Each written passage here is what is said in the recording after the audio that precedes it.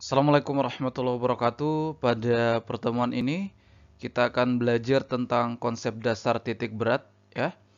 Dan materi ini tersimpan di playlist kelas 11 semester 1 ya. Silakan dicek. Kalian juga bisa mengecek playlist-playlist yang lain ya. Ada kelas 10 semester 1 dan 2, ada kelas 12 semester 1 juga. Dan ada playlist latihan soal UTBK Fisika persiapan SBMPTN. Ya, silakan dicek di bagian playlist. Baik, kita mulai. Baik, apa itu titik berat? Ya, kita tahu bahwa benda itu tersusun oleh partikel-partikel penyusun atau atom-atom penyusun benda.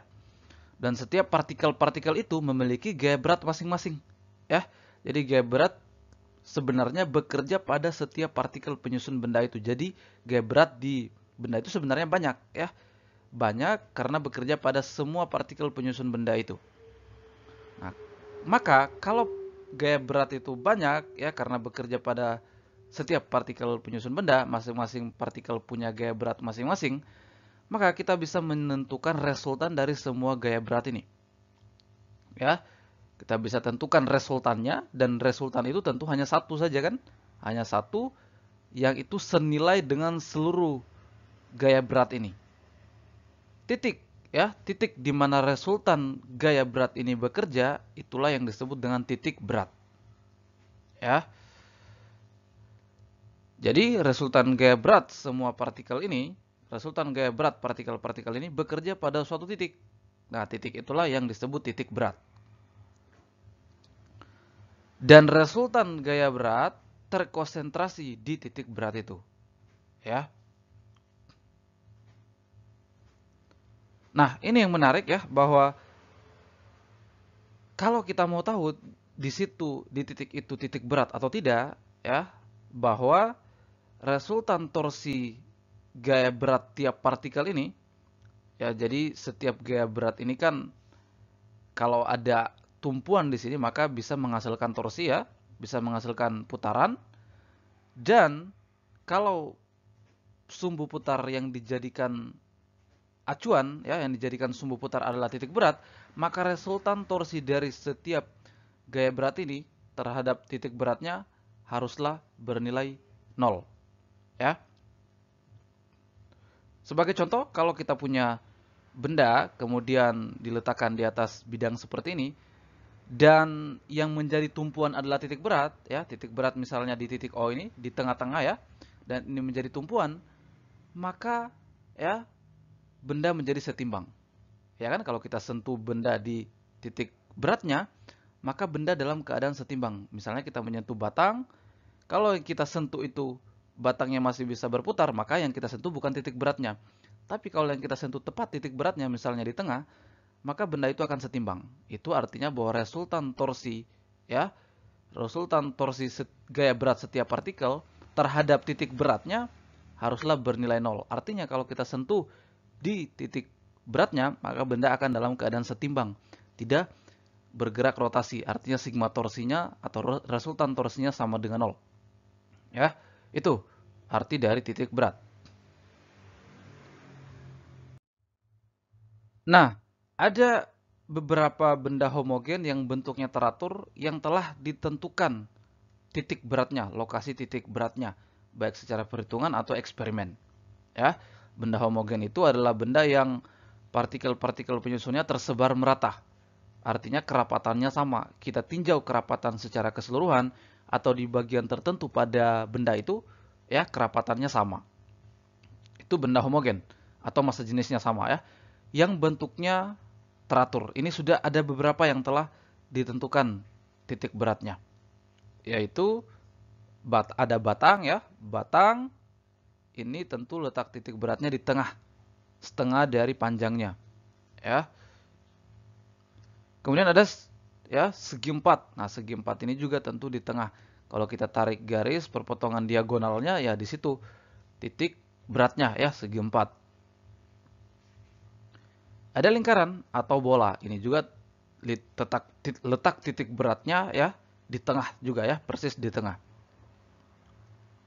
Ada segitiga. Nah, segitiga ini letak titik beratnya adalah ya, kalau di arah mendatar ini tentu di tengah, dan kalau arah vertikalnya atau ketinggiannya ini letak titik beratnya adalah sepertiga dari ketinggiannya. Jadi sepertiga. Di sini ya.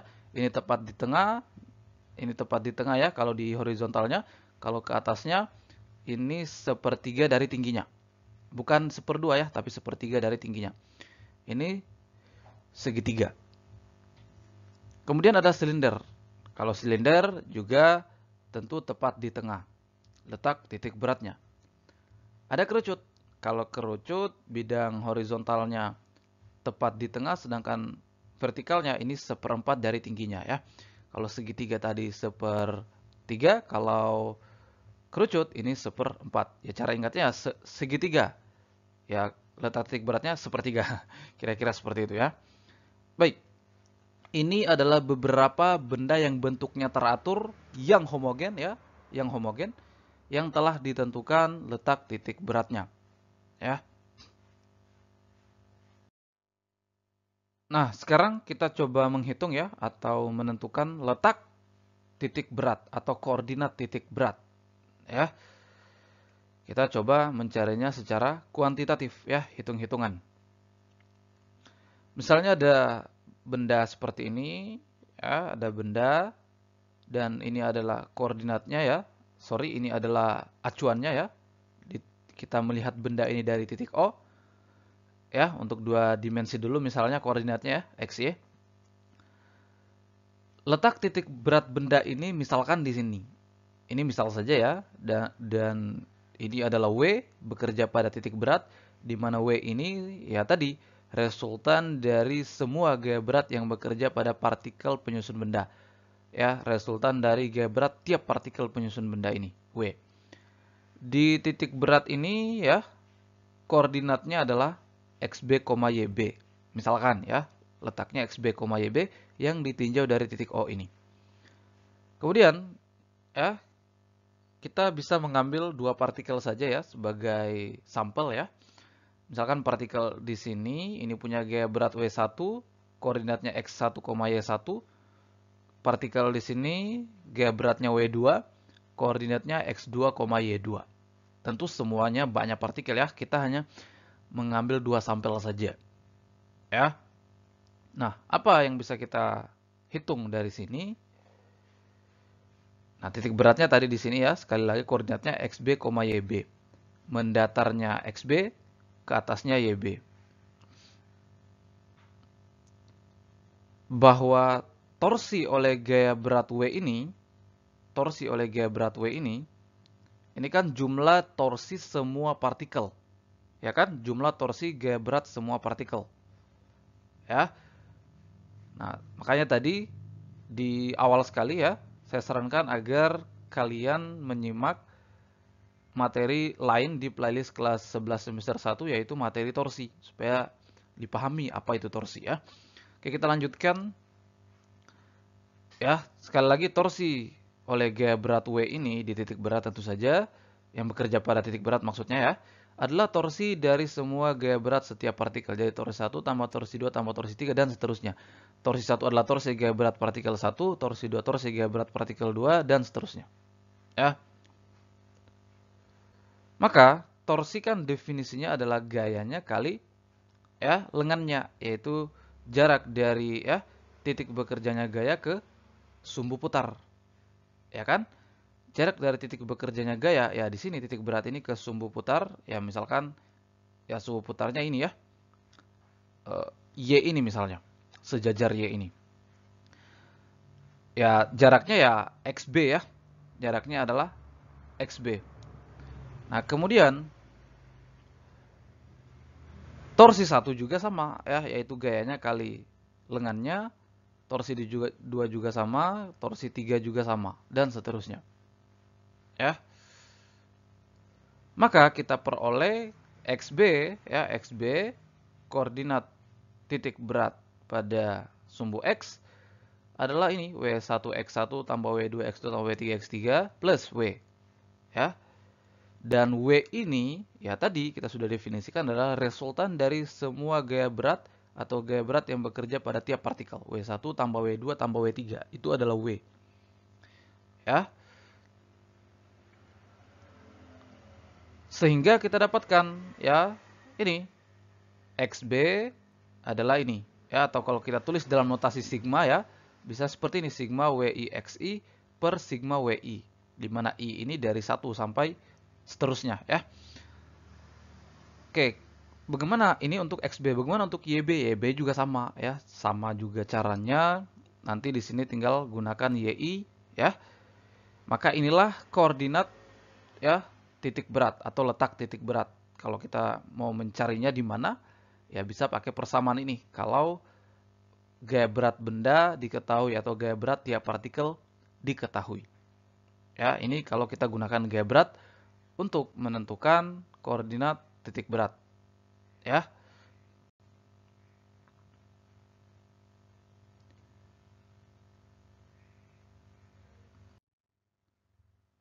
Kemudian ada istilah lain juga yang berkaitan erat dengan titik berat, yaitu pusat massa. Apa itu pusat massa? Nah, sebelum itu, mari kita lihat persamaan tadi. Ya, ini kita punya koordinat titik berat, ya, khususnya pada sumbu X tadi ini. Ya kan? Nah, karena ukuran ya, atau bisa kita katakan juga massa ya, setiap partikel penyusun benda itu ya hampir sama, maka kita anggap percepatan gravitasi ya G pada setiap partikel penyusun benda juga sama. Sehingga W1 ini bisa kita ganti M1 kali G, W2 M2 kali G, W3 M3 kali G. Ya. Jadi partikel-partikel tadi punya ukuran atau massa yang relatif sama, juga berada pada ya jarak-jarak yang berdekatan ya. Maka percepatan gravitasi benda kita anggap sama setiap partikel. Maka W1 M1 kali G, W2 M2 kali G, W3 M3 kali G, dan seterusnya. Maka kita bisa faktorkan seperti ini. G-nya kita keluarkan. Ya, begitupun di bawah ya, W1 M1 kali G, W2 M2 kali G, maka G-nya kita bisa faktorkan seperti ini. Sehingga yang awalnya tadi koordinat titik berat itu ada variabel gaya berat, ya, akhirnya kita dapatkan persamaan koordinat titik berat yang tinggal variabel massa.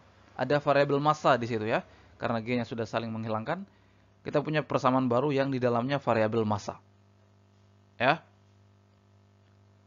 Nah, maka sebenarnya pusat massa itu secara umum ya sama dengan titik berat. Ya, hanya kemudian persamaannya adalah sudah tidak ada lagi variabel gaya berat, yang ada adalah variabel massa. Ini kan kalau kita ubah jadi sigma MIXI per sigma MI kan. Nah, inilah koordinat pusat massa pada sumbu X. Begitupun koordinat pusat massa pada sumbu Y. Ya. Gaya berat itu kan bekerja pada massa. Ya, berdasarkan hukum gravitasi Newton kan. Bekerja pada massa. Kenapa kemudian setiap partikel tadi punya gaya berat? Karena setiap partikel tadi punya massa. Ya kan? Partikel tadi punya massa, maka ada gaya berat masing-masing itu. Dan kalau kita cari resultan dari gaya berat semua partikel tadi, maka menunjuk pada satu titik, itu adalah titik berat. Dan titik itu, ya karena gaya berat bekerja pada massa, resultan gaya berat tadi bekerja pada titik berat, maka kita anggap di titik berat itu adalah ya semua atau massa setiap partikel benda tadi terkonsentrasi di titik berat itu.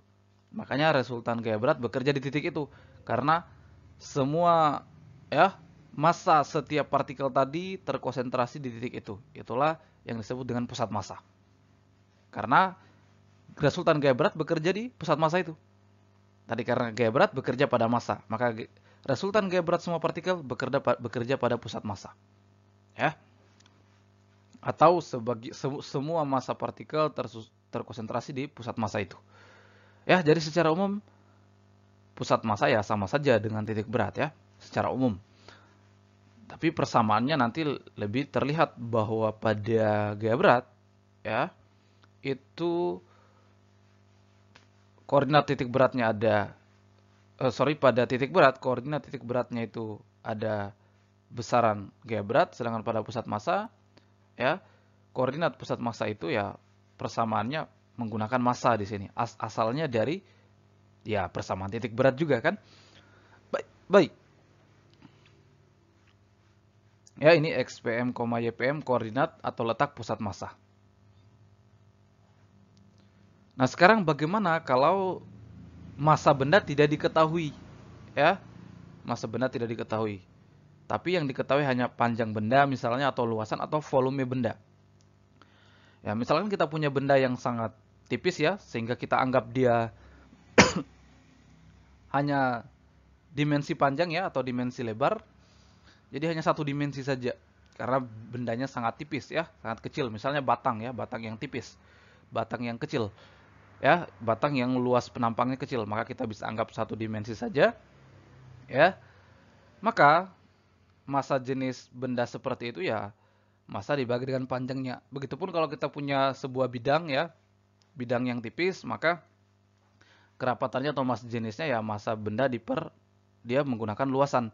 Nah, kalau bendanya itu sudah 3 dimensi ya, volume, maka massa jenisnya kita gunakan massa per volume, ya kan?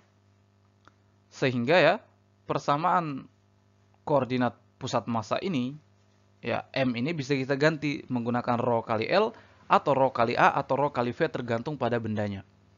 Ya kalau bendanya kita anggap satu dimensi, maka ya ini M ini kita ganti rho kali L, di atas juga M kita ganti rho kali L, rho-nya ya, rho-nya saling menghilangkan maka tinggal L saja. Ya.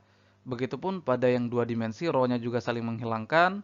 Ya, ini kan kita ganti M jadi rho kali A ya. Di bawah juga rho kali A. Rho-nya saling menghilangkan maka tinggal A di situ. Begitupun yang tiga dimensi ya. M kita ganti rho kali V ya, rho di atas dan rho di bawah juga saling menghilangkan, maka yang tersisa di situ tinggal V. Ya, jadi kalau kita tidak diketahui massa benda, kita bisa menggunakan persamaan ini. Dengan mensubstitusikan persamaan kerapatan atau massa jenis rho. Ya. Jadi inilah ya pembahasan titik berat juga pusat massa. Di konten berikutnya atau di video berikutnya kita coba bahas latihan soalnya atau contoh soalnya. Ya.